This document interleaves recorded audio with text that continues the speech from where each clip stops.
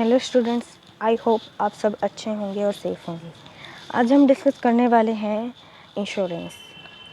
Insurance आजकल सभी ने ये टर्म सुनी होगी अच्छे से। इंश्योरेंस एक ऐसी टर्म है आजकल जो कि बहुत ज़्यादा यूज़ की जा रही है और इम्पोर्टेंट भी है हमारे लिए। इंश्योरेंस की ज़रूरत पड़ती क्यों है? और जैसे कि हम डेली बेसिस पर न्यूज़पेपर्स में या फिर टीवी में या फिर ऑनलाइन यूट्यूब या सोशल मीडिया साइट्स पर डेली पढ़ते हैं कि किसी एक्सीडेंट के बारे में या कहीं चोरी होती है या फायर, ठीक है, इन सब चीज़ों के बारे में हम पढ़ते हैं। इन सब से क्या है, हमारे जो माइंड में है एक रिस्क अराइज होता है, यानी कि एक तरह की अनसिक्योरिटी आती है हमारे माइंड में। और जैसे कि सब ने फ्रेजेस तो सुना ही होगा कि life is full of uncertainties and surprises. और सेकंड फ्रेज ये भी सुना होगा कि फ्यूचर इज़ अनसर्टेन।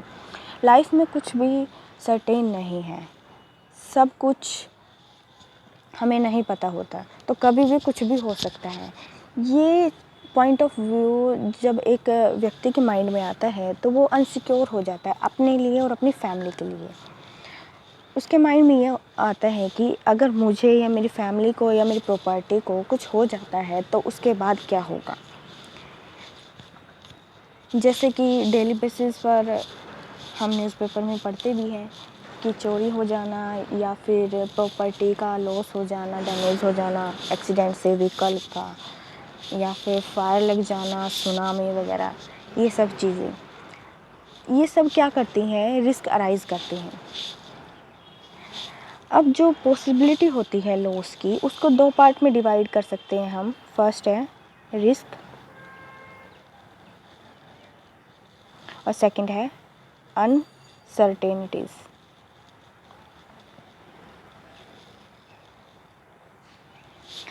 रिस्क क्या है? रिस्क एक ऐसी टर्म है जो कि हमें पता होती है कि इन फ्यूचर में ये चीज़ें हो सकती है। अगर कोई मिसहैपनिंग हो जाती है, थेफ्ट या फायर या चोरी, थेफ्ट हो गया वो तो, और कोई भी टर्म हो जाती है, एक्सीडेंट, या फिर अचानक से हेल्थी नहीं रहते हैं, हम अनहेल्थी हो जाते हैं। और तो ये सब चीज़ें क्या है, माइंड में रिस्क अराइज करती है। रिस्क क्या चीज़ है? जो कि हमें पहले से नोन है, पहले से ही पता है। लेकिन अनसर्टेनिटीज़ क्या है? ऐसी टर्म जो हमें पहले से नहीं पता है, अननोन, जिसके बारे में हम एस्टिमेट नहीं करते हैं, ठीक है। फॉर एग्ज़ाम्पल आज एट प्रेजेंट, इसका एग्ज़ाम्पल तो सबको पता है, कुछ मंथ पहले हमें नहीं पता था कि कोविड-19 एक इतनी बड़ी महामारी बन के हमारे सामने आएगा। ये क्या है? एक तरह से अनसर्टेनिटीज़। तो ये सब चीज़ें क्या है, किसी भी व्यक्ति के माइंड में एक अनसिक्योरिटी लाती है। जैसे अगर कोई पर्सन है जो कि अपने फैमिली के लिए सपोर्ट है, ठीक है, अर्निंग करता है, तो लीड मेंबर अगर वो फैमिली का, और अगर उसको कुछ हो जाता है तो उसकी फैमिली का क्या होगा, ये सब चीज़ें। तो इन सब चीज़ों को हटाने के लिए या फिर कम करने के लिए, रिस्क को कम करने के लिए हमारे पास एक टर्म आती है, क्या? इंश्योरेंस। इंश्योरेंस ऐसी टर्म है जो कि फाइनेंशियल रिस्क को कवर करती है। हालांकि लाइफ रिस्क है, उसकी कोई भी वैल्यू नहीं है, उसको कैसे भी कवर नहीं किया जा सकता किसी की भी लाइफ को, लेकिन इसके फाइनेंशियल लॉस को कवर किया जा सकता है बाय इंश्योरेंस। इंश्योरेंस को अब हम करेंगे मीनिंग ऑफ इंश्योरेंस। इंश्योरेंस क्या है? इंश्योरेंस एक रिस्क ट्रांसफ़र मैकेनिज़्म है। रिस्क ट्रांसफ़र मैकेनिज़्म क्या है? जब हम अपने रिस्क को किसी और को ट्रांसफ़र कर देते हैं, that is risk transfer mechanism, in which one party called insurer, और इंश्योरर, अब इधर अराइज होता है क्वेश्चन कि इंश्योरर कौन है। इंश्योरर वो व्यक्ति होता है जो किसी व्यक्ति का इंश्योरेंस करता है, जिसे हम इंश्योरेंस कंपनी भी बोल सकते हैं। Agrees for consideration means premium to pay an agreed sum of money to another party called insured. अब इंश्योर्ड ऐसा व्यक्ति है जिसके लिए यानी जिसका इंश्योरेंस किया जाता है on the happening of certain event. तो इंश्योरेंस क्या है? एक रिस्क ट्रांसफ़र मैकेनिज्म है जिसमें एक पार्टी इंश्योरर एग्री हो जाती है दूसरी पार्टी को एक सर्टेन अमाउंट देने के लिए, कंसिडरेशन देने के लिए। कंसिडरेशन का मीनिंग क्या है? जब हम कुछ चीज़ यानी कि कुछ सर्विस लेना चाहते हैं, उसके बदले में हमें कुछ तो देना पड़ेगा। तो इंश्योरेंस में क्या करते हैं, हम एक अमाउंट पे करते हैं जिसे बोलते हैं प्रीमियम। ठीक है, ये क्वार्टरली भी पे किए जा सकते हैं, मंथली भी, हाफ ईयरली भी। इसके बदले में जो इंश्योरर होगा वो क्या करेगा, हमें एक एग्रीड सम ऑफ मनी पे करेगा अगर हमारे साथ कोई भी मिसहैपनिंग हो जाती है। ठीक है, नेक्स्ट इज इंश्योरेंस को हम क्या बोल सकते हैं? एक तरह से प्रोटेक्शन है against a financial loss rising on happening of expected event.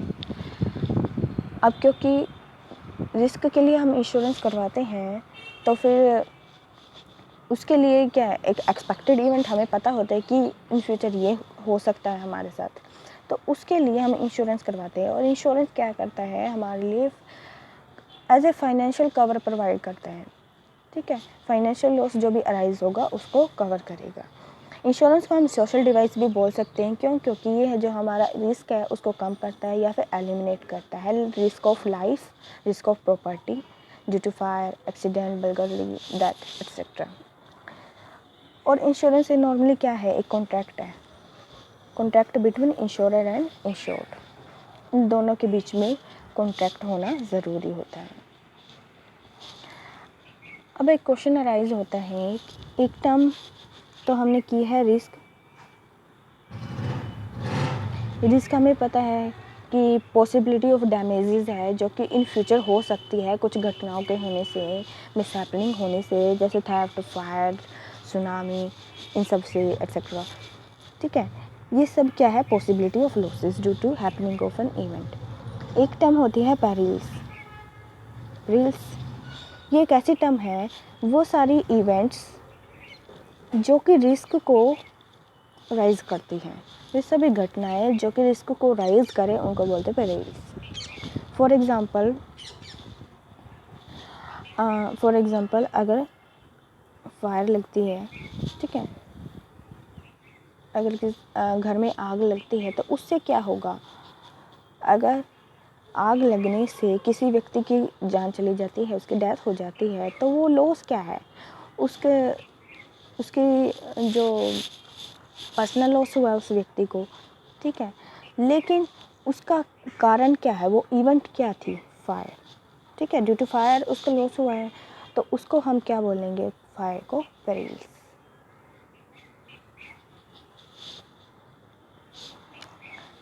ये था हमारा इंश्योरेंस। नेक्स्ट चीज़, इसका एक एग्जांपल देखते हैं हम, इसके साथ समझने की कोशिश करते हैं। For example, in a city there are 5000 person. एक सिटी में 5000 लोग हैं, जिसमें से 4000 ऐसे लोग हैं जिनकी एज 20 से लेकर 60 साल के बीच में है। ठीक है, जिनकी एज 20 से लेकर 60 साल के बीच में है, यानी कि हमारा जो इंश्योरेंस का टारगेट है, इंश्योरेंस कंपनी का जो टारगेट होगा वो कौन होंगे, ये 4000 लोग होंगे। क्यों? क्योंकि जब नॉर्मली हम इंश्योरेंस कराते हो, एज किसके बीच में होनी चाहिए, लेस दैन 60 और अबव 20। तो ये हमारी जो किसी भी इंश्योरेंस कंपनी के टारगेट जो कस्टमर है वो होते हैं। तो फिर 4000 पर्सन है वो हेल्दी है और इंश्योरेंस करवाना चाहते हैं, और जो उस सिटी में पूरे साल में जो मिसहैपनिंग या फिर लोगों के मरने की जो चांसेस है वो 30 है।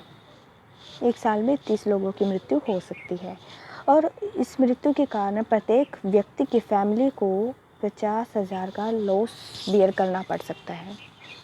और इस तरह से 50,000 का लॉस अगर एक व्यक्ति की फैमिली बेयर करेगी, तो फिर रिमेनिंग जो 30 की डेथ हुई है वो कितना करेगी, 30 इंटू 50,000, 15 लाख का लॉस अराइज हो सकता है। लेकिन अगर इंश्योरेंस करवा लिया जाए और इंश्योरेंस में 500 ए ईयर, 1 साल के 500 रुपये अगर एज ए प्रीमियम हम डिपॉज़िट करें, अगर ये पर्सन डिपॉज़िट करें, अब डिपॉज़िट कौन करेगा? 5,000 तो नहीं करेंगे ना टोटल, तो डिपॉज़िट कौन करेगा? 4,000 व्यक्ति जो कि इंश्योरेंस करवाना चाहते हैं। तो टोटल हमारे पास जो फंड अराइज होगा, कॉमन फंड, वो कितना होगा? 4,000 इंटू 500, 20 लाख। ये कॉमन फंड अराइज हो जाएगा जो कि हेल्प करेगा इस लॉस को बियर करने में। अब जो एक फैमिली है वो 50,000 का लॉस सफ़र करना पड़ता है उसको, 30,000 मरते तो फिर वो हो जाता है एक्स्ट्रा। लेकिन अब जो लॉस है वो डिस्ट्रीब्यूट किया जा रहा है। 3 व्यक्ति के मरने के कारण 4,000 व्यक्तियों ने उसके रिस्क को शेयर कर लिया है, जिसको हम क्या बोलते हैं? Risk transfer mechanism.